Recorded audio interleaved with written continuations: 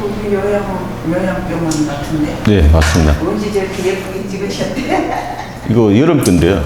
예. 찍었다가 계속 쓰고 있습니다, 지금. 예쁘게 찍으셨네. 잘 나옵니다.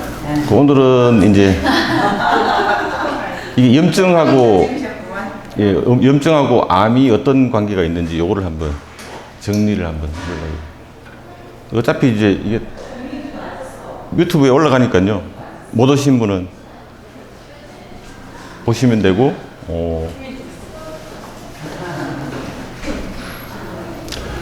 그래서 이제 제목이 염증과 암이니까 암과 관련된 이제 염증만 말씀드리려고 그러거든요.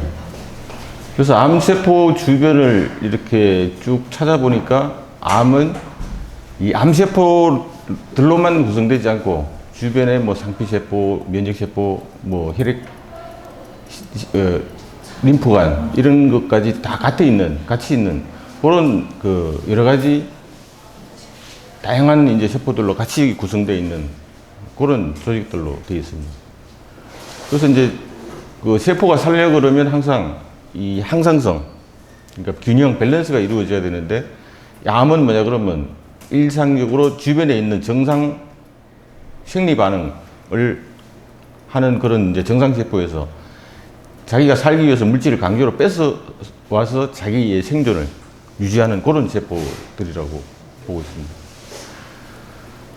그래서 이제 실제로 이제 우리가 암이 발견됐을 때는 그 이 미세 환경에서 주변에서 이게 하이제킹이 뭐냐 그러면 뺏어온다는 거거든요. 정상세포에서 여러 가지 그 영양과 미네랄 그런 물질을 뺏어 가지고 와서 살아있는 그런 이제 세포들이 이제 그 암으로.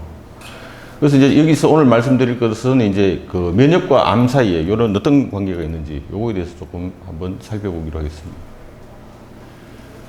그래서 이제 저 예전에도 이제 말씀드렸듯이 그 포유류의 면역 체계의 핵심 기능은 뭐 세균으로부터 일단 보호를 하는 거고, 조직에 이상이 있을 때는 그 손상된 조직을 제거하거나 없애는 그런. 그래서 예를 들어서 뭐 그 세균이나 바이러스에 감염된 세포 또는 돌연변이 한 종양 세포를 그저 손상된 세포를 보고 제거를 하게 되는 그런 과정이 있겠습니다. 그래서 암 발달이 이제 그 진행되는 메커니즘은 뭐냐 그러면 그 예전에도 항상 말씀드렸듯이 세포성 면역은 우리 몸의 T세포가 주로 담당하고 체액성 면역은 B세포가 항체를 만들어서 이제 담당하게 되는데, 문제는 이 염증이 있을 때 요 면역세포들이 일단 거기에 달려가거든요. 그래서 초기 예를 들어서 혈관의 반응이라든지 이런 걸 통해 가지고 그 염증세포에 의해서 조직이 손상된 이런 거를 제거하거나 없애거나 그런 이제 과정 중에 있는데, 문제는 뭐냐 그러면 요 면역 반응 때문에 염증에 의해서 새로운 혈관이 만들어진다는 얘기죠. 그래서 암세포는 새로운 혈관을 없으면 살아갈 수 없기 때문에 혈관이 신생하고 이 조직 자체가 이제 이 염증 때문에 조직의 변화가 오게 되는 거고, 암이 살아갈 수 있는 그 환경으로. 그리고 이제 이 암이 살아가려고 하면 그 환경이 이제 유지가 돼야 되는데, 그거를 계속 강화시키는 물질이 요 NF 카파비라는 요 물질에 의해서 그런 거거든요. 요걸 일단 기억을 해 놓으시면 조금 뒤에 요거에 대해서 다시 한번 그 조금 더 자세하게 말씀드리려고 그러고요. 그래서 문제는 뭐냐 그러면 이 염증 자체가 종양 면역 반응을 도리어 억제하는 그런 그 메커니즘이 있는 거거든요. 거기에 대표적으로 이제 그 관여되는 그런 세포가 마크로파지, 대식 세포가 거기에 관여를 하거든요. 실제로 이런 면역 세포가 유지가 돼서 염증을 없앤다 그러더라도 그게 이제 만성적으로 가버릴 때는 도리어 암 발생 경로로 빠져버린다는 그런 그걸 이제 지금 말씀드리고 있거든요. 요게 이제 그 조직학적으로 이렇게 있어가지고 요걸 한번 보여주는데요. 요게 이제 그 유방암 세포, 요게 이제 그 전립선암 세포, 요 위에 게 이제 요게 정상세포고요. 요게 이제 그 전암세포를 10배로 본 거고, 요거는 이 침륜성 암을 10배로 본 거고, 요거는 40배로 이렇게 본 거거든요. 요 밑에 있는 요거는 뭐냐 그러면 위에 요거는 각각 요거하고 요선은 일반적인 그 H 스테인 조직 화학 검사상을 요거 본 거고, 위에 거하고 요거 분홍색으로 된 거 요 라인.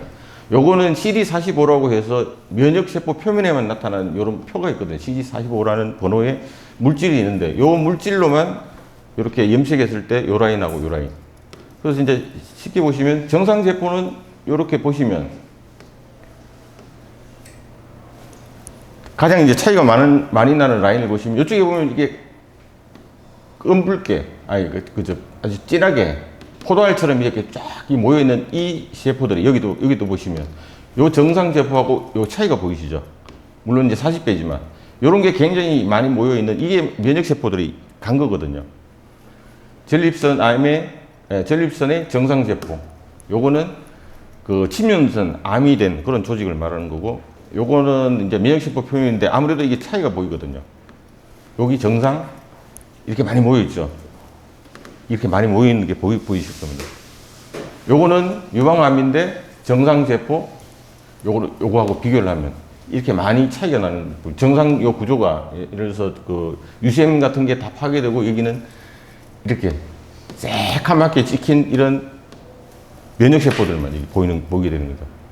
그래서 요걸 보고 어떤 결론을 내릴 수 있냐 그러면 암은 염증의 징후를 나타내고 면역세포가 이게 가득히 모여 있다는 얘기죠. 이렇게 정상 조직은 다 파괴되고. 근데 문제는 뭐냐 그러면 일반적으로 우리가 이 정도의 암을, 침륜성 암을 발견하게 됐을 경우에는 이 암세포들은 이미 면역 체계를 피해 가서 살아남은 세포들이거든요. 여기에 있는 이 침륜성 암세포들은.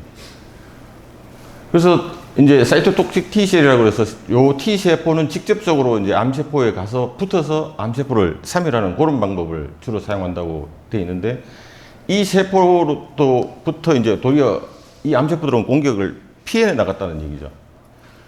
그런데 이제 문제는 뭐냐면 가끔 이 면역세포들이 암세포 생존하는데 도리어 도움을 준다는 얘기죠. 없애야 되는 면역세포들이. 그러니까 예를 들어서 혈관성 전이에는 이 마크로파지가 혈관을 뚫고 나가지는 못하거든요. 암세포들이. 그래서 이 전이라는 기전을 아직까지는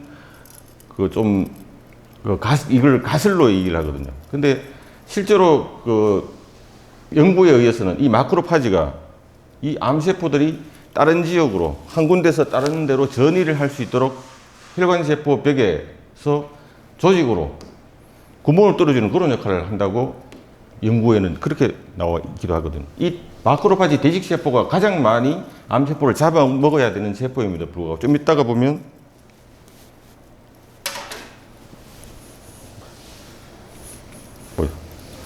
요걸 보시면 요게 암세포고 요게 이제 대식세포거든요. 여기 혈관이 이렇게 이제 신생 혈관이 이렇게 나와 있는데, 요건 뭐냐 그러면 암세포에서 요런 물질을 발현하게 되면 MCSF라는 요런 물질을 발현하게 되면 요런 단계를 거쳐서 사실은 대식세포가 가장 많이 암세포를 잡아먹고 없애야 되는 요 대식세포의 특성이 변화가 오거든요. 이게 면역세포의 가장 큰 역할을 하는 이게. 그래서 IL-10이라는 게 이게 발현을 하게 되면 새로운 혈관, 신생 혈관을 만드는데 도리어 도움을 주고, 그리고 조직 내로 주변 조직으로 얘가 먼저 뚫고 들어가거든요. 대식세포가 먼저 뚫고 들어가고 암세포가 따라 들어간다는 얘기죠. 이렇게 해서 이제 전이라는 것을 설명을 하고 있습니다. 여기서 IL은 뭐냐 그러면 인터류킨. 인터는 서로 사이를 말하는 거고, 류킨은 류코, 백혈구를 말하거든요. 백혈구 사이에 전달하는 물질 중에 번호를 붙여서 10분이라는 그런 뜻이거든요. 그래서 도리어 우리 몸의 면역세포, 대식세포가 암세포에 유익한 거꾸로 그런 이제 역할을 할 수도 있다는 얘기가 되거든요. 암세포에 둘러싸여서 대식세포가 이런 거를 해서 암세포가 전이하는데 도리어 도움을 주고 있다는 얘기죠. 요거는 이제 염증과 암과의 이제 관련성을, 그래서 암으로 가는 공통 기전이 뭐냐 그러면 염증으로 지금 설명을 하고 있거든요. 물론 그 앞에 염증을 만드는 인자는 각각 다르지만, 그래서 담배 연기는 폐암을 유발하더라. H5N1은 위백에 그 살아있는 이게 요구르트나 유산균 그 광고에 많이 나오는 거거든요. 요거는 위암을 유발하는데 관련이 있더라. 그리고 이제 인유두종은 그 뭐랄까 그 서비칼 캔서, 여성의 그 자궁경부의 암을 유발하더라. 그래서 뭐 B형이나 C형 간암 바이러스는 간암을 유발하는데 관련이 많더라. 이런 거는 이제 그 역학적으로 지금까지 쭉 연구를 하다 보니까 관련성이 많다는 거거든요.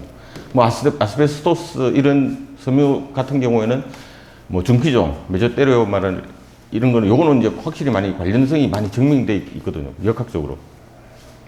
그래서 뭐 또 간단하게 보면 뭐 장에 뭐 패소젠 여러 가지 이제 뭐 예를 들어서 뭐 과민성 대장 같은 경우를 오래 하는 그런 분들은 뭐 대장암의 리스크가 뭐 많이 높더라, 이런 관계를 이 표로 이제 많이 설명을 하고 있거든요. 그래서 이 표의 공통적인 건 뭐냐 그러면 염증이 장기적으로 유발됐을 때 그 부위에 암이 유발된다는 그걸 말씀드린 거고. 그래서 이제 실제로 이제 선천성, 여기 뭐 적응성 면역, 타고난 면역 얘기인데, 타고난 면역은 이게 적응성이라는 건 뭐냐 그러면 이걸 후천성 면역을 말하는 거거든요. 여기 이제 책 교과서마다 선천성 면역, 후천성 면역 이렇게 쉽게 설명하는 게 있고, 또 어떤 책에서는 뭐 적응성, 어댑티브, 뭐 타고난 면역은 인네이트 이뮤니티 이렇게 조금 어렵게 설명하는 데가 있는데, 지금 이제 면역은 선천성 면역과 후천성 면역의 요런 면역 세포들이 염증을 치유를 한다는 그런 관계를 말씀을 하고 있는 거거든요, 여기서는. 그래서 이제 도리어 이게 이제 오래 갔을 때는 만성 염증이 유발될 수 있고, 이 만성 염증 상태가 오래되면 이 암 발생에 경향을 증가시킨다고 되어 있습니다. 그래서 도리어 이제 예를 들어서 그 조직에 이런 대식세포나 비만세포, 뭐 이런 호중구, 이런 면역세포가 아주 너무 많이 있을 때는 도리어 혈관 신생을 유발하게 돼서 그 환자의 암의 예후가 불량해진다는 그런 것하고도 이제 관련이 있다고 설명을 하고 있어요. 그러면 이제 염증은 뭐냐 그러면 실제로 이제 우리 몸에서 외부에서 뭐 세균이나 바이러스 아니면 내부에 무슨 세포에 이상이 왔을 때 인체 보호 반응이거든요. 그래서 뭐 여러 가지 내 몸에 이제 내분비 하나 외부에서 들어오는 이런 자극에 의해서 그런 유해 물질을 파괴 또는 희석, 그리고 혈관벽에 붙어 있으면 혈관벽을 손상시키기 때문에 혈관벽에서 안쪽으로 밀어내는 그런 작용으로 해서 염증에 대해서 대처를 하고 있거든요, 몸이. 이런 염증하고 이런 치유 메커니즘이 없으면 사람은 이제 살아남을 수 없는 건데, 문제는 뭐냐면 잠재적으로 이 염증이 오래되면 도리어 인체에 위험할 수 있다는 그런 얘기고요. 요건 분류는 이제 뭐 시간 길이에 따라서 뭐 급성염증, 만성염증 그런데 요걸 조금 더 안에 보면 아급성, 급성보다 조금 덜한 거, 초급성은 급성보다 더 급한 거, 그렇게 이제 분류를 하고 될 수 있고, 뭐 구성, 이제 염증이 왔을 때 그걸 인체가 어떤 반응 결과를 나타내느냐에 따라서 뭐 대체, 삼줄성, 증식성 여러 개 나누는데, 대체는 주로 이제 디프테리아에 의한 장염, 뭐 괴사 같은 게 우세됐을 때를 말하는 거고, 삼줄성은 주로 뭐 흉수나 복수 같은 거, 물이 찬다는 거를 말하는 거거든요. 정식성은 뭐냐 그러면 담낭염이 오래됐을 때는 이게 이제 담낭이 두꺼워져서 초음파로 보면 담낭벽이 두껍게 보이는 그런 걸 말하는 거거든요. 그래서 급성염증에는 뭐 이런 백혈구나 인터루킨은 백혈구 사이의 물질, 그리고 피부린은 뭐냐 그러면 혈병, 혈떡을 만드는 성분이거든요. 이런 것들이 동시에 작용해서 뭐 염증을 자주 앓는 분들, 그리고 심장 이식 같은 거 하신 분들은 심장도 인공 물질이기 때문에 내 몸에 그런 인공 물질이 들어와서 오래 있으면 염증 반응을 유발해서 이런 피떡을 만들 수가 있거든요, 혈병. 그래서 이식 환자들은 꾸준히 항혈전제를 복용하는 이유가 거기 있습니다. 그리고 뭐 내 몸에 이제 장기 같은데 뭐 배출해 내기 위해서 장루 같은 걸 하거나 그런 경우에도 이 혈병을 예방하기 위해서, 그것도 일종의 면역 반응에 의해서 염증 반응을 유발하기 때문에, 그래서 항혈전제를 드시는 경우가 좀 많이 있고, 이제 환자분들 중에서도, 암 환자분들 중에서도 이 항혈전제를 주로 많이 복용하시는 분들이 계시더라고요. 국소의 5가지 증상은 이런 걸로 나타내거든요. 근데 이게 우리말로 번역이 좀 힘들어서 뭐 어떤 색깔, 발적 정도, 수포, 통증, 그리고 이제 기능적으로 아예 이제 손가락에 염증이 너무 심해서 손가락이 움직이지 않는다든지 뭐 이런 걸 나타내는 거고, 요거는 뭐 족보긴 한데 우리가 시험 칠 그건 없고요. 그래서 전신 증상은 주로 열이 나는 거거든요. 열은 왜 나냐 그러면 우리 몸에 그 면역세포들이 이런 물질을 분비를 하거든요. 튜머 네크로시스 팩터, IL-1 뭐냐 그러면 백혈구사의 물질의 1번이라는 거를 분비를 하고 6번이라는 것도 분비하고, 그리고 이제 우리 몸에 염증이 있을 때 특히 이제 ESR이나 CRP가 이제 증가된다고 그러거든요. 요거는 이제 한 번씩 대학병원에서 검사 결과를 가지고 오시면 요 수치가 있으시더라고요. 요 ESR은 뭐냐 그러면 그 미세한 유리관에다가 혈액을 이렇게 받아서 놓으면 대기압에 의해서 이게 올라가거든요. 근데 이게 침강 속도가 보통 뭐 시간당 한 21mm가 이제 침강 속도가 정상인데, 더 많이 침강될 때 이게 염증 물질이 많으면 침강 속도가 더 빠르다는 얘기죠. 그래서 그거를 해서 염증이 심할 때는 이게 증가하고, CRP는 이제 뭐 C-리액티브 프로테인이라고 해서 요런 단백질이 그 염증이 있을 때 많이 증가한다는 그런 얘기거든요. 그래서 백혈구가 보통은 염증이 있을 때는 이게 증가하는데, 뭐 세균은 주로 호중구라고 그러고, 뭐 기생충이 들어왔을 때는 주로 호상구라고 되어 있고요. 그리고 바이러스 때는 임파고 정대가 된다 그러는데, 실제로는 뭐 세균 바이러스 때는 호중구 증가증이 많거든요. 여기는 이렇게 났는데, 문제는 뭐냐면 바이러스 감염일 때는 백혈구가 도로 감소증이 올 수도 있다는 얘기죠. 살모넬라는 대표적으로 이제 독한 장염을 말하는 거고, 리케치아는 이 째스가무시 병이거든요. 리케치아는 가을에 뭐 찐득이에 물려가지고 생길 수 있는 그런 그 경우도 이제 백혈구 감소증이 올 수 있다고 되어 있습니다.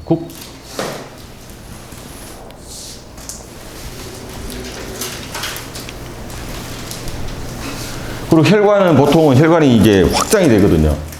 보시면 이제 이 세포들이 줄어든다고 되어 있습니다. 보시면 혈관 내피 세포가 수축을 하고 이 사이 간격이 벌어지게 되는 거죠. 그러면 이 안에 있던 혈장의 그 아주 맑은 부분만 바깥으로 스며 나가서 고인 거를 부종이라 그러고, 조금 진한 부위까지 같이 나가서 고인 있는 거를 좀 짙은 삼출액이라고 얘기합니다. 그래서 백혈구가 내피를 손상시키고 단백질이 빠져나가고 그랬을 때는 여기에 이제 막기 위해서, 출혈을 막기 위해서 혈관이 움직하게 되면 혈전이 유발되게 되고, 만성적으로 염증이 있는 분들은 그 혈전이 날려가서 급성 심장 질환이나 아니면 뇌졸중 같은 것도 유발할 수 있게 되는 거죠. 그리고 백혈구가 이동할 때는 뭐 외곽으로 일단 이동해서 구르다가 혈관벽에 접착해서 바깥으로 빠져나간다고 그렇게 되어 있거든요. 보통 호중구는 뭐 하루 이틀 만에 빠져나가고, 단핵구 같은 경우는 한 2, 3일 걸린다 그러는데, 이건 뭐 더 빠를 수도 있고 그렇거든요. 이게 그 틈새에 벌어진 그 틈에 따라서 뭐 외인성 뭐 화학 물질에 따라서 빠져나가는 경우도 있다고 되어 있고, 보통은 이제 이 면역세포 안에 라이소솜이라는 그 소화 효소가 되게 많이 차 있거든요. 그래서 그걸로 해서 세균이나 바이러스를 잡아먹게 되는 거죠. 적혈구는 좀 큰데 이것까지 빠져나가는 거는 출혈성, 피까지 보이는 그런 염증을 말하는 게 되는 거예요. 여기 보시면 백혈구가 이렇게 세포벽에 붙어서 구르다가 이렇게 빠져나가는, 세균이 있는 장소로 빠져나가서 여기서 가서 이제 요거를 흡착해서 함유해서 먹게 되겠죠. 그래서 식균 자국, 라이소솜에서 파괴를 시키고 이렇게 한다고 되어 있는데, 그래서 이 백혈구 자체가 대단히 이 산화물질을 굉장히 많이 뿜어내거든요. 세균을 자기 그 세포로 끌어들여서 요 라이소솜에서 파괴를 시키기 때문에 굉장히 산화력이 강하죠. 그래서 자기 백혈구 스스로를 보호하기 위해서 하는 방어막이 뭐냐 그러면 비타민 C를 흡수를 하는 거죠. 일반 세포에 비해서 한 100배 이상 흡수해서 백혈구 자기 자신을 방어를 하게 되는, 그래서 비타민 C 얘기가 여기에도 나오게 되는 거거든요. 그래서 급성 염증의 결과는 크게 보면 뭐 회복 되는 경우도 있고 흉터 주로 섬유성으로 그저 흉터가 그 치유가 되는 거고 이게 이제 만성으로 갈 때는 아까 말씀드렸듯이 좀 그 기전을 통해서 NF-kappa이라는 그 물질 매개 물질을 통해서 암으로까지 가는 그런 기전이 있다고 되어 있습니다. 복잡한 거는 넘어가고요. 이제 만성 염증이 됐을 때는 그 림프구 사실 림프구 안에 B세포하고 T세포가 있는데 이렇게 간단하게 기억하시면 되겠고요. 뭐 림프구 같은 경우에는 이 원형질 세포가 어떤 책에서는 그 이게 B세포 사실은 B세포거든요. 원형질 세포 여기 보시면 원형질 B세포가 면역 글로불린을 생산해서 그 바깥에서 들어오는 세균이나 바이러스 같은 거를 면역 글로불린을 싸가지고 없앤다는 그런 거고요. T세포는 직접적으로 암세포나 그 세균 같은 데 붙어서 파괴시키는 그런 걸로 되어 있습니다. 그 염증은 크게 뭐 아까도 말씀드렸듯이 대체성과 삼출성과 증식성 이런 게 있다고 보시면 되고요. 이거 중간에 되게 많이 제가 다 삭제를 시켜버린 거고요. 오늘 실제로 말씀드리려고 그런 거는 요거거든요. 호중구 감수성 폐혈증. 사실 염증과 암 그러는 게 좀 간단할 것 같아서 요 제목을 달면 너무 복잡하실 것 같아서 요거는 요게 따로 적어놨고요. 이게 소위 말하는 항암열이거든요. 그러니까 항암하고 갔다 오시면 보통 한 뭐 4, 5일부터 열이 나시고 그러는데 사실은 요게 중요해서 요거를 설명드리려고. 보시면 요게 이제 호중구를 이제 전자현미경으로 찍은 건데 여기 보시면 라이소솜으로 이제 세균을 함입해서 삭혀버리는 걸 말하는 거고 요게 핵이고 여기 이제 호중구를 말씀드리는 겁니다. 그래서 면역계에서 가장 이 세균성 면역 또는 이제 바이러스 같은 외부에서 면역이 왔을 때 이 호중구가 가장 큰 역할을 하거든요. 근데 문제는 저번에도 말씀드렸지만 암세포를 타격하고 그럴 때는 이 호중구보다는 림파구, 그 림파구 안에 T세포, B세포, NK세포 그게 다 있다고 저번에 말씀드렸잖아요. 그리고 오늘은 이 호중구가 좀 중요하다는 거거든요. 그래서 이 호중구 자체가 굉장히 중무장한 상태거든요. 여기 라이소솜 안에 굉장히 많은 소화 효소를 품어가지고 있기 때문에. 그래서 이 자신을 보호하기 위해서도 여기 비타민C가 필요하다는 얘기고요. 제일 먼저 감염이 일어났을 때 얘가 제일 먼저 달려갑니다.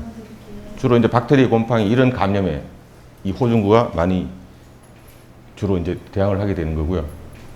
이 호중구 감소증은 뭐냐 그러면 예를 들어서 이제 항암화학을 요법을 한다든지 뭐 방사선 치료 그리고 이제 악성 종양 자체에 의해서 여기서 악행질 물질이 나오거든요. 그거에 의해서 우리 몸의 골수에서 사실은 우리 몸의 모든 혈액 정부세포가 이제 거기에서 생산되는데 이 골수를 억압하거나 약물이 파괴했을 때 이거 호중구 뉴트로필 자체가 이거 떨어지는 거죠, 수치가. 이럴 경우에는 이제 감염이 있다 그러더라도 얘가 먼저 달려가서 이런 세균이나 이런 거하고 싸우면서 열을 내게 되는데 감염의 흔한 징후인 열이나 아니면 부종이나 뭐 이런 게 없을 수도 있다는 얘기죠. 그래서 보통 요거는 이제 화학요법, 항암하시고 나서 이제 10일에서 14일에 가장 발생할 가능성이 높지만 전체 기간을 항상 다 고려해야 된다고 되어 있는데 저희들이 실제로 보면 한 4, 5일에서 갔다 오신 경우에 한 항암 치료 갔다 오신 후에 한 4, 5일부터 한 8, 9일 사이 그때가 가장 심하거든요. 근데 요게 이제 표로 보면 여기서는 가장 많이 떨어질 때 여기 호중구 수치를 이제 그 로그로 해가지고 이 그래프로 표현해 놨거든요. 여기는 8일부터 12일 사이에 가장 많이 떨어진다고 되어 있는데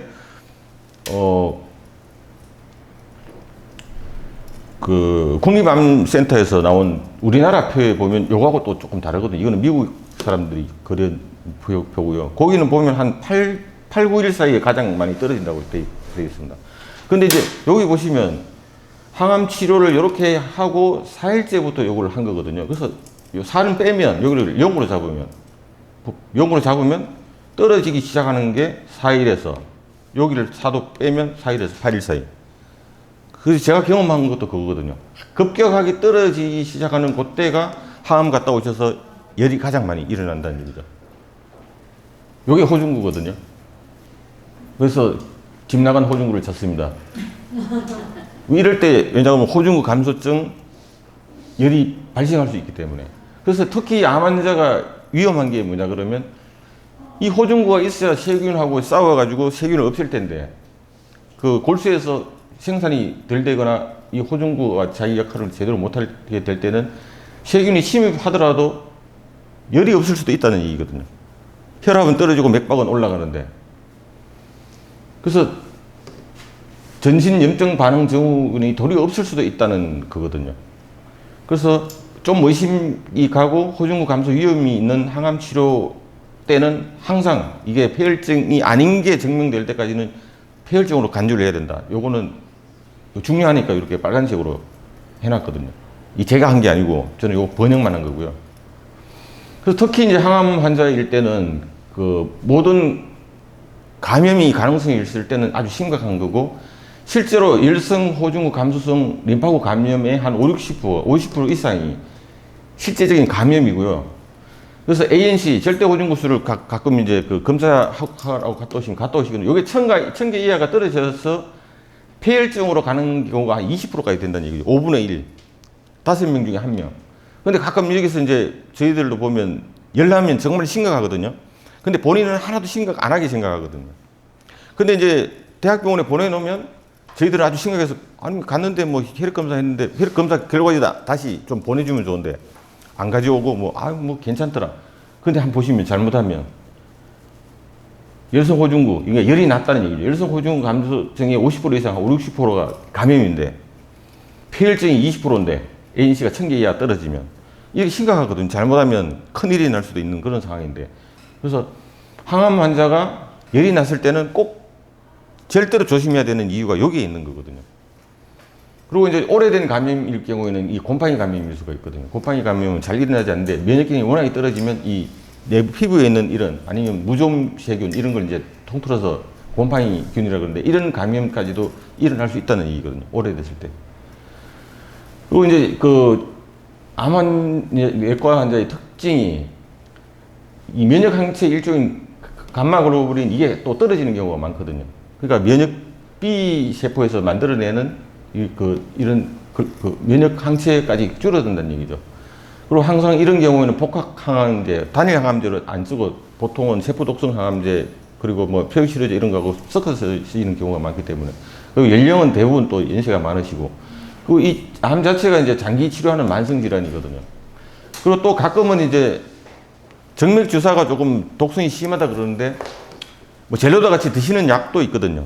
먹는 약도 사실은 그 부작용이 충분히 심할 수 있다는 그 얘기고요.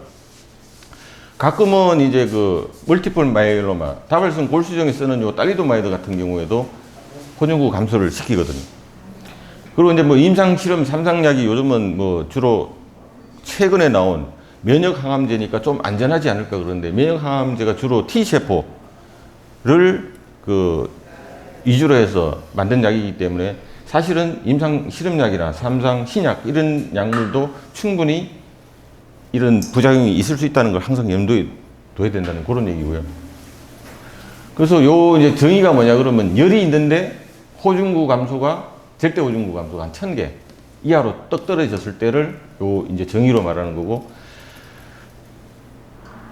일단 열이 났다 38도 이상 된다 그러면 신속하게 치료가 필요하다는 얘기고, 특히 정맥 항생제, 고단위의 정맥 항생제를 써야 된다는 그런 그 얘기고, 확실하게 이 원인이 감염에 의한 거냐, 아니면 그 진짜 그 항암 순수하게 항암 치료 약물에 의해서 우리 몸이 이제 그 반응에 의해서 일어나는 건지, 그거를 구분할 때까지는 좀 조심해야 된다는 얘기거든요. 그리고 호중구 감소는 항상 이 치료하고 지속 기간하고 이제 비례해서 그 위험성이 증가한다는 얘기고, 만약에 이런 게 있을 때 폐혈증, 그러니까 이제 폐혈증은 뭐냐 그러면 아까 염증이었을 때 혈관이 확장된다 그랬거든요. 혈관이 확장되면 우리 몸에 혈압이 떨어지거든요. 대신에 혈압이 떨어지는 거를 그 보상해 주기 위해서 맥박이 올라가거든요. 그래서 저희들이 볼 때는 열이 38도 이상, 혈압은 떨어지고 맥박이 올라갈 때, 그리고 그럴 때는 좀 많이 의심을 하거든요. 그래서 이런 경우에는 요건 전부 이제 보통 대학병원에서 할 수 있는 거거든요. 빨리 배양 검사를 해라. 배양 검사를 하고 나서 항생제를 투여를 하라고 돼 있거든요. 가끔 이제 대학병원 인턴들이 무조건 항생제만 넣다가 엄청 혼나는 경우가 있거든요. 왜냐하면 혈액 배양 검사를 해야 그 혈액 안에 지금 무슨 세균 때문에 그런지를 알아가지고 다음에도 그 약을 사용할 수가 있는데, 그래서 일단 배양 검사를 하고 만약에 시간이 충분히 있으면 45분 이상이 조금 시간이 충분히 있으면 다른 기관, 예를 들어서 이분이 뭐 폐 쪽이면 가리 검사도 하고, 그리고 밑에 이제 방광이나 그런 쪽이면 소변 배양 검사도 해야 된다는 얘기죠. 그리고 혈액 검사상에 이런 걸 봐라. 젖산이나 뭐 전일 혈구를 봐야 되고, 과거에 어떤 무슨 그 과거의 병을 앓으셨는지 꼭 알아야 된다는 얘기죠. 예를 들어서 뭐 예전에 뭐 그 TB 같은 거, 폐기력 같은 걸 알았다 그러면 거기에 합당한 항생제를 또 나중에 바꿔야 될 수가 있거든요. 그래서 항상 원발성이 어디냐, 뭐 때문에 열이 나냐, 이걸 그 염두에 둬야 된다고 돼 있고요. 소변 배출량은 뭐냐 그러면 혈압이 떨어지고 맥박이 올라가면 그 콩밭 쪽으로 가는 혈액이 없기 때문에 확 줄어들기 때문에 소변 배출량이 거의 없어질 수 있거든요. 이럴 때는 뭐 소변 카테터까지 넣어가지고 뭐 해야 된다는 그런 얘기고요. 여기 보시면 1시간 이내에 결과를 빨리 알아야 된다는 얘기죠. 그래서 아까 같은 그런 그 상태일 때 열이 38.3도 이상 올라가고 혈압은 뭐 예를 들어서 80에 60 이렇게 떨어지고 맥박이 한 120회 정도 됐는데, 저는 가끔 보거든요. 그럼 저는 엄청 걱정이 돼서, 그 제가 이제 저번에 건의를 들은 게 그런 것 때문에 우리는 백혈구 수치 나오는 그 CBC 그 검사, 간이 검사 할 수 있는 그런 기계도 좀 필요합니다라고 말씀드렸는데, 사실 지금 장소가 없어서 그걸 기계를 못 두고 있거든요. 요 앞에 이제 새로 건물 짓게 되면 아마 요 기계하고 뭐 기본 엑스레이하고 기계하고 그런 거는 드리게 되겠죠. 그래서 이런 경우에는 꼭 환자를 이렇게 치료해야 된다는 그런 세 가지가 있거든요. 일단 산소를 유지를 해줘야 된다. 94에서 98% 유지하고, 심한 경우에 이제 기존에 폐가 천식이 있으시다든지 그런 경우에는 최소한 낮더라도 요 정도까지 유지를 해줘야 된다는 거고, 그러니까 산소가 중요하고, 그리고 수액을 줘야 된다는 얘기거든요. 혈압이 떨어지니까 그 볼륨을 늘려가지고 혈압을 올려줘야 된다는 얘기죠. 그리고 여기 할 때 이제 같이 항생제를 타가지고 여기 수액에 타서 맞춰줘야 된다는 게 되어 있고요. 그래서 항생제는 어떤 타입을 쓸 거냐, 용량을 어떻게 할 거냐, 투약 시간을 어떻게 할 거냐는 거는 그 원발성 그 부위를 일단 어떤 부위냐인가를 참조해가지고 해야 된다고 되어 있습니다. 뭐 500cc 보통 이게 NS 생리식염수를 사용하게 되는 거고요. 그래서 요 경우에 이제 그 정상, 경증 이렇게 심하게 이렇게 나눠놨는데, 그 예를 들어서 호중구 숫자가 이제 1,500에서 한 8,000개 정도, 이때는 정상이고요. 뭐 약간 경도일 때는 1,000개에서 1,500, 좀 중증도일 때는 500에서 1,000개. 그 심한 경우에는 여기하고 여기가 똑같거든요. 200에서 500이면서 미리 예를 들어서 항암 치료를 하면서 이분은 한 언제쯤 호중구 감염증이 있겠구나 미리 예측이 됐거나, 아니면 500 이하면서 열이 이렇게 날 때는 심각하고 아주 심각하고는 호중구 기준은 똑같은데 그럼 뭘 가지고 판단하냐 그러면, 예를 들어서 환자분이 의식이 없다든지 아니면 입맛도 없고 식욕도 없고 뭐 그 상태가 안 좋다든지, 그거를 보고 이걸 판단을 하라는 거거든요. 수치는 똑같지만 심각하냐 아주 심각하냐. 그래서 열이 날 때는 항상 이런 것까지 다 저희들은 염두에 두고 있는 거거든요. 그래서 이럴 경우에 가장 중요한 치료가 항생제거든요. 근데 이런 항생제는 사실은 요양병원 같은 데서는 이게 인정이 안 되거든요. 이 정도 사용하는 거를. 뭐 겐타마이신 같은 거는 뭐 주사는 뭐 있긴 하지만 무슨 이유에 쓴지 모르지만 암요양병원에서는 이 겐타마이신도 잘 안 갖다 놓더라고요. 가끔은 썼으면 좋겠는데. 근데 원인을 알고 아까 그랬잖아요. 배양검사를 하고 항생제를 써야지. 그래서 열이 나면 우리가 배양검사 자체 배양검사를 할 수 없기 때문에, 배양검사 할 수 있으면 배양부터 일단 빼놓고 주사를 맞춰주겠지만, 주사부터 떨렁 맞춰가지고 항생제부터 맞춰가지고 대학병원에 보내놓으면 좀 욕을 많이 들어먹을 것 같아서. 그래서 일단 열 나면 이게 항암 열만 아니면 저희들이 뭐 수액을 줘서, 예를 들어서 뭐 감기 이런 거 있을 때도 열이 올라갈 수 있거든요. 그래서 저희들이 열이 나면 일단 이게 항암열이냐 아니냐 그거 구분하는 게 굉장히 힘들거든요. 그래서 그거 때문에 이제 좀 고민이 많다는 거고, 사실은 이 호중구 감소증 열이 좀 위험한 거니까 조심하셔야 된다는 그 내용이고요. 요거는 아까 이제 제가 말씀드렸죠. 대지세포 마크로파지에 의해서 요런 인터류킨 6, 8, 1, 2 요런 거에 의해서 뭐 열이 유발되고 하는데, 요 마크로파지가 이제 이 면역 반응에 큰 역할을 한다는 그 내용이고요. 그러면 염증이 아까 제가 말씀드린 지금부터는 조금 뭐 줄여서 압축을 해서 말씀드리기 때문에 만성염증이 암을 유발하는 그 과정에 이제 요 표가 이렇게 돼 있거든요. 뭐 스트레스도 중요 요인이 되는데 제가 스트레스 때문에 췌장암 걸린 분을 봤거든요. 이분은 술도 안 먹고 담배도 안 피우고 운동도 안 하고 오로지 일만 하시는데 공무원이셨는데요. 근데 항상 일하고 하기 때문에 스트레스가 많아서 드시는 걸 워낙 많이 드셔서 그런지 체중이 되게 많이 나가시는 분이었거든요. 그래서 제가 스트레스 때문에도 암에 걸리는 경우를 봤습니다. 제가 췌장암. 그리고 음식 요인, 뭐 막 태워서 먹는다든지, 그리고 적색육이 인자가 된다고 되어 있고요. 담배 연기, 디젤 연기. 그리고 요거는 이제 뭐 면역 결핍 바이러스거든요. 요거는 그 아까 인유두종 바이러스, C형 간염, B형 간염, 앱스타인 바 바이러스하고 해서 요거는 버킷 림포마하고 관련이 많은 걸로 되어 있어요. 그 H 파이로리 같은 그 위백에 이런 균이 많을 때도 요인이 되고, 그래서 요런 요인이 왔을 때 우리 몸의 면역 세포들이 이런 물질들을 분비를 해서 급성염증으로 돼가지고 치료적인 염증으로 가느냐, 아니면 이게 만성염증이 돼서 병리적인 그런 염증으로 가느냐, 그걸 나타내는 거죠. 그래서 만성염증으로 가게 되면 여기 보시면 튜머 셀이 서바이벌 생존하고 분열하고 침륜하고 체혈관을 만들어내고 전이하고 그리고 항암의 저항을 나타내고 방사선의 저항을 나타내는 데는 이 만성염증이 큰 역할을 한다는 얘기거든요. 그래서 다른 물질도 많이 있지만 오늘 요것만 하나 기억해. 아까 또 한번 이거 유크리오 팩터 카파비, 줄여서 NF 카파비라는 요 물질을 조금만 기억해 주시고요. 요 NF 카파비가 네트워크 암 발병에서 염증의 이 사이를 연결을 시켜주는 요거거든요. 요게. 뉴크리오 팩터 카파비라는 요 물질이 항암의 저항을 유발하고 암세포를 분열시키는데 역할을 하고, 그리고 항암 약의 저항을 요런 기전을 또 이제 거쳐가지고 해주고 새로운 혈관을 만들어내는데 일조하고, 그리고 침륜하고 전이하는데도 영향을 주고, 그 IL-1이라는 요 물질도 분비해서 요쪽 편에 있었는데 아마 사라진 것 같습니다. 그래서 요 NF-카파비라는 요 물질이 항상 여러 군데를 이제 암세포가 발병하는데 관련이 있거든요. 그래서 요게 줄이면 NF-카파비 경로가 이제 암을 촉진시키는 핵심적인 기본 경로라는 요 결론이 있어가지고 말씀드렸고요.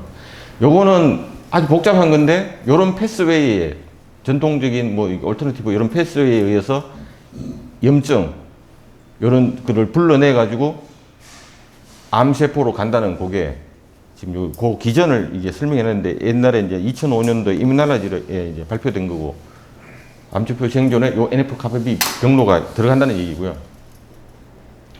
그래서 요 NF-카파비는 요 사이토카이닌을 여러 가지 사이토카이닌을 유도해서 종양 생존을 촉진한다는 얘기죠. 요거는 염증세포, 요거는 암세포거든요.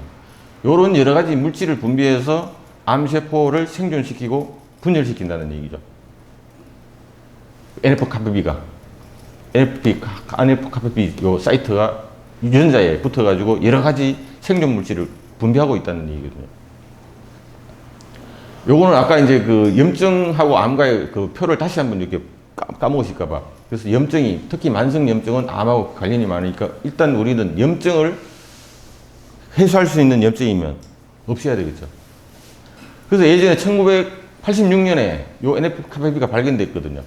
그래서 요게 86년에 여기 있는데, 이런 분들이 논문에 이거를 제일 먼저 발견했다고 되어 있고요. 1986년에. 그래서 이제 펀메드라는 게 그 미국의 NIH하고 미국 국립도서관에서 그 만들어낸 이 사이트가 있거든요. 그 의학의 어떤 이제 그 모든 논문 같은 자료를 이렇게 넣고 여기 펀메드 요거 인터넷에 띄워가지고 여기다가 치면 이게 관련 문헌이 쫙 나오는 게 있거든요. 그래서 요 뉴크리오 팩터 카파비라는 거를 넣고 고를 했더니만 24,595개라는 이런 논문이 그러니까 굉장히 많거든요. 그럼 NF-kappaB가 이제 타겟으로 하는 유전자가 이렇게 많다는 얘기입니다. 여기서부터 여기까지. 그래서 거의 이제 이 NF-kappaB라는 게 좋은 쪽으로 그 영향을 주는 게 아니고 나쁜 쪽으로 영향을 많이 주는. 그래서 이 NF-kappaB가 암을 유발하는데도 굉장히 관련이 많다는 그런, 이만큼 많이 관련을 하고 있거든요. 유전자가 여기 한 개, 여기 한 개가 요건데 어마어마한 개수가. 그러면 NF-kappaB하고 암하고 어떤 관계가 있냐 그러면 역학적으로 예전에 보니까 아까도 이제 표를 보여드렸지만 실리카나 성면의 흡연 같은 경우에는 폐암을 위하고 H5를 위암, 과민성 대장일 때는 대장암하고 관련, 인유종일 때는 자궁경부, EBV 바이러스일 때는 버킷 림포마, 간염 바이러스일 때는 간암. 이런 역학적 연구와 또 유전자, 최근에 유전자 와도 이제 관련성을, 그러니까 뭐 톨라이크 리셉터 6번, 10번 같은 경우에 이제 그 유전자는 이제 다형성, 그러니까 요런 게 염증 유전자인데 요런 유전자가 발현됐을 때는 특징적으로 전립선암이 많이 발현되더라는 얘기죠. 그 NOD2라는 요 사이트에 유전자가 발현됐을 때는 대장직장암이 많이 유발되고, 그래서 역학과 유전자의 염증 유전자를 찾아보니까 그 관련 암하고 관련이 많더라는 얘기거든요. I1베타나 I1RA 같은 경우는 위암이다. 이런 거하고 관련이 많아가지고 연구에 의해서, 그래서 이런 요인에 많이 노출이 됐을 때 염증 신호가 지속적으로 유발되게 되면 요 NS-kappaB가 켜진다는 얘기죠. kappaB가 지속적으로 발현돼 가지고 암세포 자멸사를 못하게 만든 거고 암세포 괴사를 막아버리는 거죠. 요 NF-kappaB라는 물질이 암에서. 그래서 전암성 조직으로 분화가 돼서 이 NF-kappaB라는 요게 암세포를, 정상세포를 암세포로 가게 만들고 암세포가 계속 지속적으로 분화하도록 도운다는 이 NF-kappaB가. 그래서 이제 일반적으로 암이 이제 유발되기 위해서는 6가지 충족 요건이 있어야 되는데, 그 충족 요건은 뭐냐면 암세포는 이 신호가, 성장 신호가 없기 때문에 자기 자신이 자가 발전을 하거든요. 여기 보시면 요런 성장, NF-kappaB가 요런 CD40L이라는 요 성장 인자를 발현해가지고 자기 세포막에 다시 신호를 줘가지고 다시 돌리고 있다는 얘기거든요. 그래서 요게 또 세포와 세포, 일반 세포는 세포와 세포 사이가 이렇게 만나게 되면 이게 신호를 줘서 더 이상 커지지가 않거든요. 성장 억제 신호에 감각이 무뎌져가지고 계속 성장하게 되고, 그리고 세포가 이상이 있을 때는 세포 자기가 자폭하도록 만들어 놨거든요. 조물주가. 신기하게. 그래서 그거를 유발하는 게 보통 P53이라는 단백질이 세포 안에서 생성돼서 자폭을 시키는데 세포 자멸사도 막아주거든요. 요 NF-kappaB라는 요 물질이. 요런 과정을 통해서. 그리고 혈관도 만들어서 주변에서 영양분을 뺏어와서 암세포 자신이 정식할 수 있도록 요 물질이 만들어지거든요. 그리고 생존의 무한성은 뭐냐면 세포가 보통은 여러 번 분열하고 나면 예전에 이론으로는 유전자 끝에 염색체 끝에 텔로미어라는 물질이 있는데 이거는 한 번씩 분열할 때마다 그 텔로미어가 짧아져서 결국은 없어져야 되는데 무한히, 그래서 1953년에 헬라셀이라는 게 그때 당시 어떤 여자 환자분의 유방암 세포에서 얻은 거를 지금까지 랩에서 그걸 키워가지고 전 세계, 미국 환자였는데 전 세계 랩에다가 그거를 실험에 표준 샘플로 그거를 전 세계에 지금 다 퍼져 있거든요. 헬라셀이. 지금까지 살아있다는 얘기죠. 환자는 돌아가시고, 1953년 환자분이기 때문에. 환자는 돌아가시고 없는데 유방암 세포는 지금도 살아있습니다. 그리고 조직의 주변으로 뻗어나가게 만들고 전이하게 만드는 때도 요 물질이 사용된다는 얘기죠. 그러면 이제 결론인데, 그러면 요 NF-kappaB라는 요거를 막아버리면 되지 않을까? 막아버리면 이 안 좋은 NF-kappaB라는 요거 수용체, 활성체를, 그래서 수용체, 그래서 연구를 해보니까 고라세포에서 뭐 다른 데서도 연구하면 이 수용체는 다 있거든요. 세포마다 다 있는데 특히 요 고라세포에서 NF-kappaB가 파골세포 전구체에 가서 붙게 되니까 이게 파골세포가 돼서 뼈를 파괴하더라는 얘기죠. 그러면 요 수용체를 막아버리면, 그래가지고 요걸 만들었거든요. OPG라는 파골세포 형성 억제 인자. 요게 요렇게 붙어버리면 요 파골세포로 가잖아요. 근데 요런 물질을 만들어서 여기다가 붙여버리면 파골세포로 가지 못하기 때문에 골다공증을 억제할 수 있다는 그 이론하에 이걸 먼저 지금 만들었어요. 만들어서 어디에 사용하고 있냐 그러면 골다공증 환자에 사용하고 있습니다. 요거를. 우리나라에도 들어와 있어요. 요 약이. 이런 인자들이 여기에다가 영향을 준다는 얘기고요. 그래서 우리가 비타민 D를 맞는 것도 요거 보라세포에 좋은 영향을 줘서 요런 걸 하지 말라고 이제 비타민 D도 맞고 그래서 말씀드리면. 그래서 그걸 만든 게 이제 미국에서 만든 거고요. 데노수밥이라고 만들었는데 요 뒤에 끝에 요 맙이라는 뜻은 단일 클론성 항체라는 뜻이거든요. 모노클로널 안티바디라서 단일 클론성 항체라는 건데, 표적 치료제에 맙이라고 많이 붙거든요. 근데 이것도 일종의 항체이기 때문에, 단일 클론성 항체이기 때문에 표적 치료적인 그런 과정을 통해서 지금까지 앞에 말씀드린 거는 파골세포를 억제해서 골다공증에 사용한다는 거고, 미국에서는 이걸 이미 다른 데에 쓴 걸로 논문이 굉장히 많이 나오거든요. 그럼 데노수밥을 가지고 우리나라에서 들어와 있는데 우리나라에서는 골다공증 치료제만 지금 사용하고 있는데 미국에서는 각각 다 다른 논문이거든요. 2차성 뼈암에 데노수밥을 사용했다. 데노수밥을 전립선 암에 치료에 그리고 고형성 암에 전이 치료에 사용했다는 얘기거든요. 그리고 폐경기 이후의 여성의 골다공증의 리스크 골절에도 사용했다. 여러 군데 사용했다는 거거든요. 보시면 고형성 암의 뼈 전이에 이걸 사용했다. 이게 또 보시면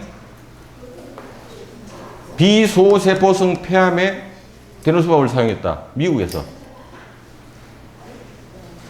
전립선 암에 데노수밥을 사용했다. 이런 거고, 여기 우리나라에 들어와 있거든요. 이게 이제 8월달 논문인데, 캐나다 건가요? 8월달 데노수밥을 어디에 사용했냐 그러면 초기 유방암에 사용했다. 수술 전에, 어주번트 치료에 8월달에 미국에서 나온 논문이거든요. 근데 우리나라에 이거 들어와 있어요. 데노수밥. 프롤리아라고 들어와 있습니다. 근데 제가 오늘 이거 하는 거를 이 제약회사는 모르고 있어요. 이 회사 모르고 있습니다. 저 혼자 지금 얘기하고 있는 거지. 그래서 대한민국에서 제가 최초로 암영학병원에서 이거 얘기 한번 해보려고 하고 있는데요. 저는. 그래서 제가 이 약 가격을 봤어요. 약 가격 보니까 4만 원 정도밖에 안 하는 거예요. 아니 우리 보통 비타민 D를 항암에 사용하기 위해서 한 달에 한 번 비타민 D를 맞잖아요. 이것도 한 달에 한 번 지금 골다공증 환자, 심한 골다공증 환자에 사용하고 있거든요. 지금 현재 우리나라에서 사용하고 있습니다. 주로 대학병원에서 많이 쓰고 이제 로컬에는 그렇게 많이 퍼지지는 않은 약제인데요. 근데 우리나라의 식약청에 통과된 게 요걸로만 통과되어 있어요. 요걸 자세히 봐야지 그냥 아무렇게나 쓰면 삭감당하거든요. 폐경 후 여성 골다공증, 남성 골다공증. 보시면 무슨 이런 치료를 받고 있는 비전이성 전립선암 환자의 골소실 치료라 그랬거든요. 그러니까 골다공증에 쓰라는 얘기지 전립선 암의 치료를 쓰라는 건 아니거든요. 우리나라 식약청에는. 근데 비타민 D는 그러면 우리가 쓰고 있는데 오프라벨로 쓰고 있잖아요. 거기도 논문을 보고 이제 쓰고 있거든요. 여기도 보시면 요런 아로마타제 제제 보조 요법을 받고 있는 여성 유방암 환자의 암을 치료하는 게 아니고 골소실 치료하기 위해서 요 약을 쓰라고 이렇게 돼 있거든요. 근데 미국에서는 저렇게 비소성 세포암도 다 쓰고 그러는데 초기 유방암에도 쓰고 그러는데 8월 달에 아직까지 시간이 좀 덜 돼가지고 우리나라는 아마 이거 삼성도 안 알고 있을 것 같은데 그래서 제가 가격을 보니까 4만 원 정도밖에 안 되는 거예요. 야 됐다고 우리가 또 한번 써봤으면 좋겠다고 해서 다음에 딱 보니까 제가 잘못한 게 있어요. 뒤에 공짜 하나를 못 봤어요. 근데 한 달에 이걸 한 40만 원이면 과연 어떤 분이 맞으실까? 근데 이거 실비가 되도록 해야 되거든요. 저런 논문을 다 해가지고. 왜냐하면 미국에서는 이거 다 쓰고 있는데 이거 오프라벨로 실비로 쓰면 안 되냐? 한 달에 40만 원씩 쭉 맞추면. 이건 제 생각이고요. 뭐 아직 앞으로 조금 더 봐야 될 것 같고요. 이건 이제 돈 드는 얘기고 돈 안 드는 얘기. 이제 NF 카파비를 했으니까 NF 카파비를 이제 끝장을 봐야 되잖아요. NF 카파비를 요 커큐민이 억제하더라. 이게 2004년도 논문이거든요. 근데 우리나라에서는 이런 얘기를 안 해줘가지고 제가 이제 이것도 아까 그거 찾다 보니까 이게 또 보여가지고 NF 카파비 찾다. NF 카파비의 시그널을 커큐민이 효과적으로 억제하더라. NF 카파비의 이니비션을 하더라. 이게 각각 다 다른 논문이거든요. 2014년도 뭐 15년도 이게 다 다른 논문이거든요. 커큐민은 뭔지 아시잖아요. 요런 거. 인도산 뭐 다 아시잖아요. 요거 그림 보면 다 아시잖아요. 커큐민은 사이토카인 미디에이터 NF 카파비 활성도를 블록하더라. 이건 99년도에 나온 논문이네요. 이렇게 많은 논문들이 있거든요. 그러니까 이런 게 NF 카파비를 억제하더라는 얘기죠. 그러니까 돈 안 드는 얘기도 말씀드려야죠. 그래서 또 보니까 NF 카파비를 퀘세틴이 억제하더라. 2007년도. NF 카파비하고 ST-AT 아까도 나왔거든요. 잠깐 이름만 나왔는데 이렇게 보면 퀘세틴이 이니비션 하더라. NF 카파비 2014년도 사이언스에 나온 거거든요. NF 카파비를 억제하더라. 요거는 어디 뭐 어떤 요거는 NF 카파비를 억제를 하는데 크로몰린보다 더 효과적으로 억제하더라는 얘기인데요. 그 얘기인데 맞나? 그리고 퀘세틴은 또 뭔지 아시죠? 그 양파에 많고 그 팥뿌리에 많다고 그러던데요. 그래서 요런 이제 그 우리가 먹는 식품으로도 이런 그 NF 카파비 이런 거를 억제할 수 있다고 되어 있고요. 그 테드라는 그 미국의 그 이 뭐 강의 그 프로그램 유튜브에도 올라와 있는데 거기에 보면 그 암의 신생 혈관을 억제하는 요 표가 있어가지고 이 닥터 윌리엄이라는 분이 이제 그 레퍼런스 이분이 한 건데 암세포를 과연 굶겨서 없앨 수 있느냐 뭐 그 뜻인 것 같은데요. 여기 보시면 일반적인 이거 약물이고요. 이게 이제 실제로 항암약은 요거거든요. 빨갛게 되어 있는 거. 그 이제 정도 억제할 수 있는 정도의 이게 가장 많이 이제 억제하는 거고요. 그 다음에 보면 타목시펜은 한 요 정도로밖에 억제 못 하고요. 신생혈관을 파크리탁솔 한 요 정도밖에 못 하고 그리고 뭐 이리노테카는 한 요 정도밖에 안 되는데 뭐 일반적인 약은 여기 녹색이고요. 우리가 먹는 음식을 보면 아주 높은 게 있거든요. 여기 보면 차, 튀메릭, 강황이거든요. 아, 되게 높네. 글루코사민, 녹차, 라벤더. 요거는 이제 약물이니까. 요거 덱사도 여기 들어가 있네요. 덱사. 그 이제 보통 항암, 세포독성 항암 갔다 오셔가지고 부작용을 막기 위해서 덱사를 보통 한 18개 또 드시고 그러잖아요. 그것도 이제 일단 염증을 막아버리니까. 여기 있는데. 근데 이게 부작용이 되게 심하거든요. 파슬리도 있고, 뭐 되게 많은데요. 붉은 포도, 마늘, 콩, 베리, 파슬리. 이 항생제 들어있네요. 독시사이클린. 그래서 가끔 이제 제가 일부러라도 가끔 독시사이클린 항생제 뭐 감기 때 살짝 제가 섞어드리거든요. 항생제 넣었다가 그럴까봐 몰래. 왜냐면 독시사이클린이 암의 그 신생혈관을 억제하는 효과가 있으니까. 그래서 음식으로도 이렇게 많이 암세포의 혈관을 억제시킬 수 있다는 얘기죠. 그래서 이런 거를 겸해서 드시면 다른 요 표 말고 다른 데 표를 보면 요런 음식을 요런 성분을 예를 들어서 뭐 튜메릭하고 그린티하고 이렇게 섞어가지고 하니까 효과가 이런 항암제, 빨간색에 있는 항암제보다 몇 배의 효과가 있다는 그런 그 표가 따로 있거든요. 그거는 오늘 조금 복잡한 것 같아서 빼놨고요. 요거는 뭐 요런 했는데 이거를 제가 이거 보여드리면 요거도 먹을 것 같아서 요걸 번역을 했거든요. 이렇게.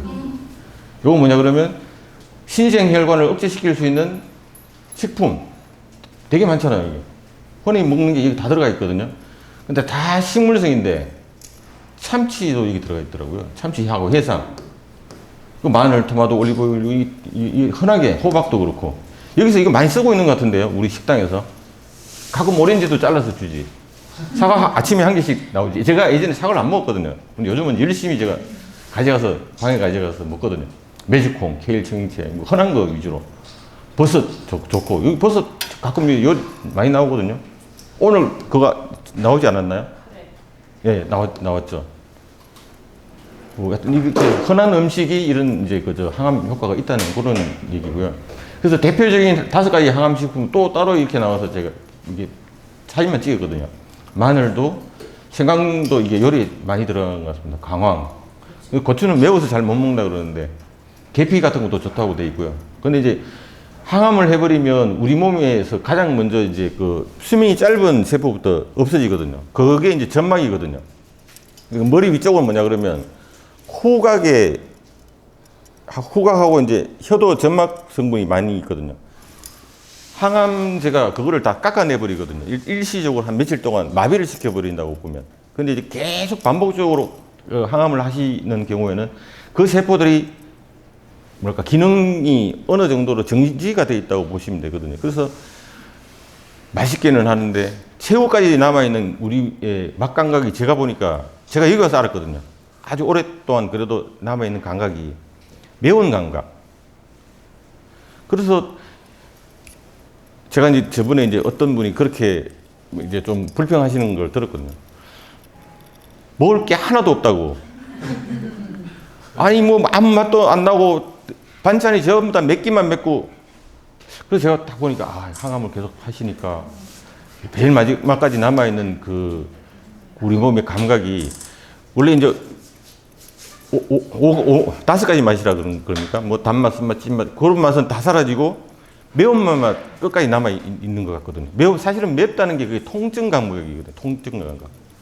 그 감각만 남아 있기 때문에 아마 좀 음식이 맵게 느껴지실 수도 있을 것 같습니다. 요점은 정리하면 뭐냐 그러면 암은 이제 만성 염증이 복합적으로 굉장히 오래된 결과고 특히 이제 호중구가 감소, 그러니까 항암 갔다 오셔가지고 한 4일에서 한 8일 사이에 열이 나면 꼭 요거를 조심하셔야 된다는 고역이고요. 그 염증과 암을 이 매개하는 요 매개 물질은 NF-kappaB라는 요 물질이고, 그리고 NF-kappaB를 억제하는 억제제는 요런 건데 뭐 지금 미국에서는 여러 가지로 많이 지금 사용하고 있고, 사실은 이게 그 요걸 사용하기 전에는 충분한 칼슘제하고 충분한 바이타민 D가 그 투약됐을 때 요걸 쓰라고 돼 있거든요. 그러니까 이제 그거 없이 사용하면 또 이게 또 부작용이 많은 것 같거든요. 그러니까 충분한 칼슘과 비타민 D를 드린 후에 요걸 사용해야 효과가 최적으로 나타난다고 되어 있습니다. 그리고 만성염증에 이제 암으로 매개하는 물질 요걸 억제하는 게 꼭 요것뿐만이 아니고 여러 가지 마늘, 생강, 계피, 고추 이런 여러 가지 우리가 충분히 평상시에 섭취할 수 있는 그런 음식으로도 이걸 억제할 수 있다는 그런 얘기고요. 이제 요게 끝인 것 같은데요. 네, 감사합니다.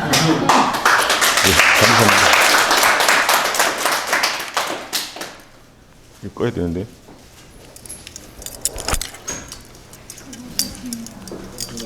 좀 갈수록